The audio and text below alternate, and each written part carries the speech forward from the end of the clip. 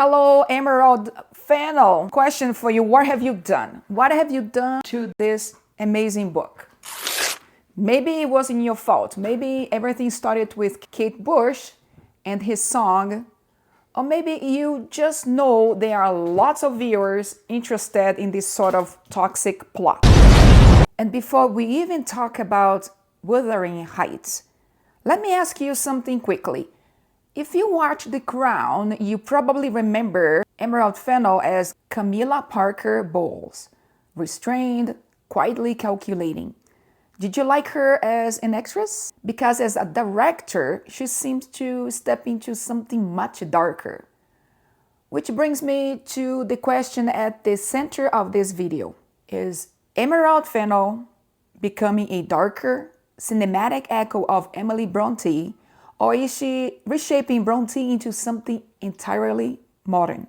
And yes, I know many of you want to ask me, right? Have I watched it? Will I watch it? Stick around because the answer is coming soon. Do you think that is exactly what Emily Brontë wanted to say but couldn't fully express inside the boundaries of her Victorian world? That might sound like a bold claim, but it explains why the newest film adaptation of Wuthering Heights is making some readers deeply uncomfortable, even angry.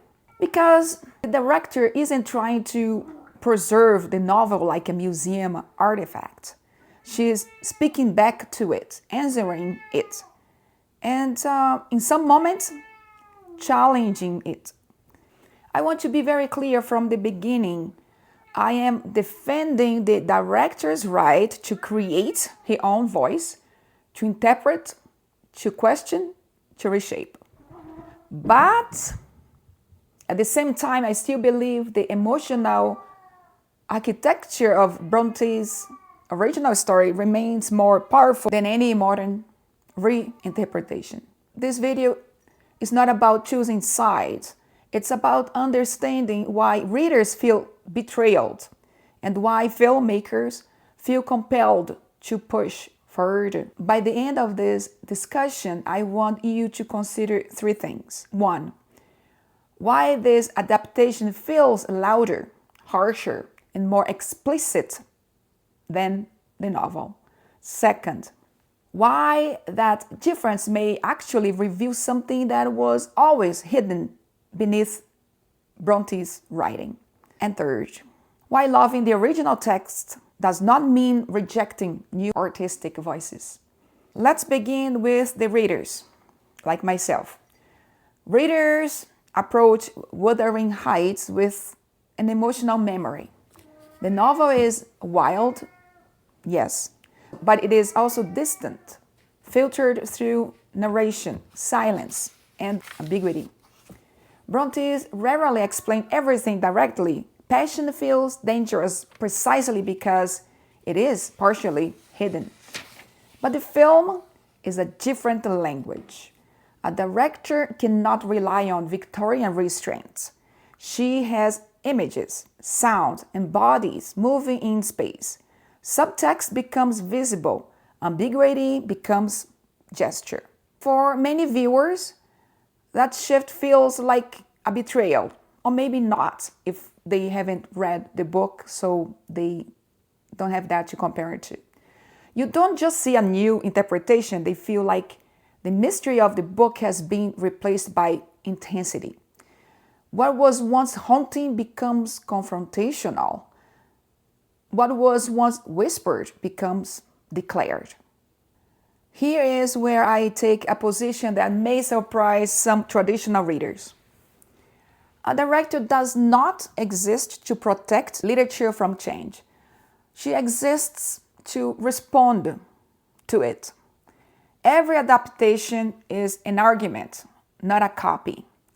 When a filmmaker alters tone, pacing, or emotional emphasis, she is not erasing Brontë, she is entering a conversation with her.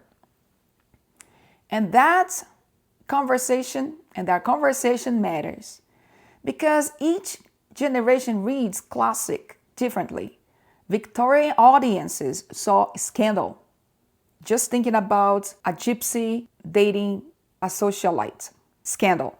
Modern audiences see psychological complexity, and contemporary directors often ask a deeper question. What did the author want to say but couldn't say openly? Victorian period shaped how emotional could appear on the page. Desire had to be disguised. Violence had to be mediated through narration. Social norms filtered expression. Bronte's brilliance lies in how much she suggests without declaring. But suggestion invites interpretation. Filmmaker may look at those silences and decide not to preserve them, but to expand them. And that expansion is what unsettles readers. Not because it's wrong, but because it removes the protective distance that the novel provides. Even while defending the director's artistic freedom, I find myself returning to the novel because Bronte's restraint creates a unique emotional space. The book doesn't force us to feel one way. It allows discomfort to linger. The structure, the layered narration, shifting perspectives, emotional gaps invites readers to participate. Film, by contrast, tends to guide emotion more directly, and that guidance can feel less mysterious. It leaves room for imagination. The film fills the room with interpretation. Here is the paradox. The very elements upsetting readers may reveal how radical Bronte's vision truly was. When the director amplifies passion, conflict, or psychological tension, she may be exposing themes that were already present, just hidden beneath Victorian language. In that sense, the adaptation does not replace the novel. It shines a harsh light on it. And sometimes that light feels uncomfortable because it removes the romantic distance we are used to, even though I don't think the novel is romantic at all. So, have I watched it? No. And will I watch it? Also no. Not because I reject the director's voice, but because my relationship with Wuthering Heights lives primarily inside the text itself. I defend the filmmaker of this movie. I respect his vision. She has the right to reinterpret, and kudos for her to have the courage. But my loyalty remains with Bronte's original emotional landscape, the silence, the restraint, the ambiguity that only literature can sustain. Maybe that's why the adaptation feels so divisive. I don't think it's destroying the novel. It is reminding us how alive it is, how capable it is of provoking argument, discomfort, and transformation. So instead of asking whether the film is faithful, maybe the better question is this: what parts of Bronte's voice are we still trying to hear?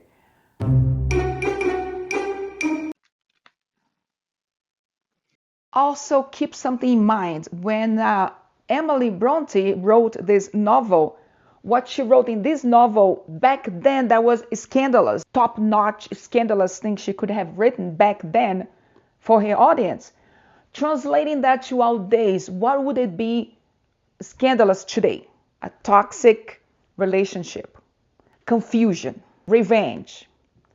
How could that have been translated from this 1847 to 2026? What would shock viewers? Not this, it's shocking. So shocking that I prefer this. The little bits of information that I've seen it online, it looks like if Emily Brontë had to write how many shades of gray? What is that called? What is that movie called? 50 Shades of Grey, which I haven't watched it. So maybe that's what this new version is like.